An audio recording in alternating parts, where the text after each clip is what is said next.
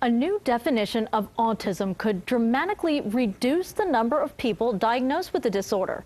The American Psychiatric Association is revising the definition. Right now, someone has to have at least 6 of 12 behaviors. The new criteria would require them to show 3 deficits in social interaction and communication and at least 2 repetitive behaviors. Experts say people with high-functioning forms of the condition will no longer be diagnosed with autism, which could affect their ability to qualify for government aid. Many times to obtain services, you have to have a diagnosis of an autism spectrum disorder. This might allow you to get early intervention or participate in a classroom that's specialized. Now, the proposed changes would also combine all forms of autism, including Asperger's, under one umbrella. We want to take this issue further tonight. Elyse Wiseman is a certified applied behavior analyst at the Center for Autism at Hope Network. Elyse, thanks for coming in tonight. You know, a lot of people saw this article, saw this reported, and they got worried. Maybe they wouldn't qualify for funding, but as we found out, folks in Michigan already have a problem getting funding from the government. Talk a little bit about this issue. That's true. Certain states cover autism treatment and others don't mandate that insurance companies do so. Michigan is under legislation for that right now, and the governor and the lieutenant governor are doing quite a nice job at trying to push that bill through so that residents of the state of Michigan can get autism services covered.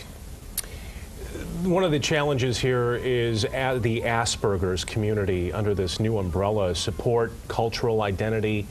They should still be included in the autism community. A lot of folks argue just as high functioning. Where do we fall on this? So I think that's where some of this misconception can happen with the changing of the label of the diagnosis. Asperger's, PDD-NOS, pervasive developmental disorder, and child disintegrated disorder were all subsets of autism spectrum disorder.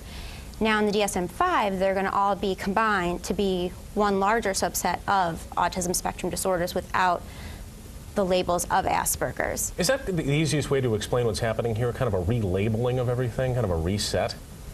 I think essentially it's the best way to look at it. It's not necessarily losing the services or that people with Asperger's are going to be left out. The label just changes. Are you worried at all about a possible a decrease in diagnosis out there? What one doctor might see as one behavior, another may not. Is there an issue with that?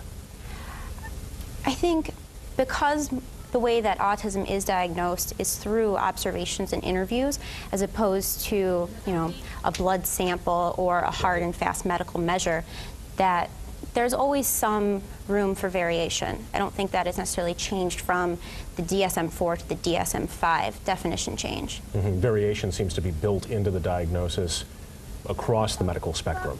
Exactly.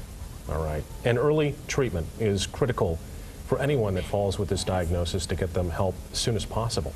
I think that's probably one of the most important areas of autism treatment to be aware of, is that early intensive intervention is what has been shown to produce the greatest improvements in a child and family's lives. All right. Well, appreciate you coming in tonight. Elyse Wiseman, with Certified Applied Behavior Analyst for the Center for Autism at Hope Network. Elyse, thanks for your time. Thank you.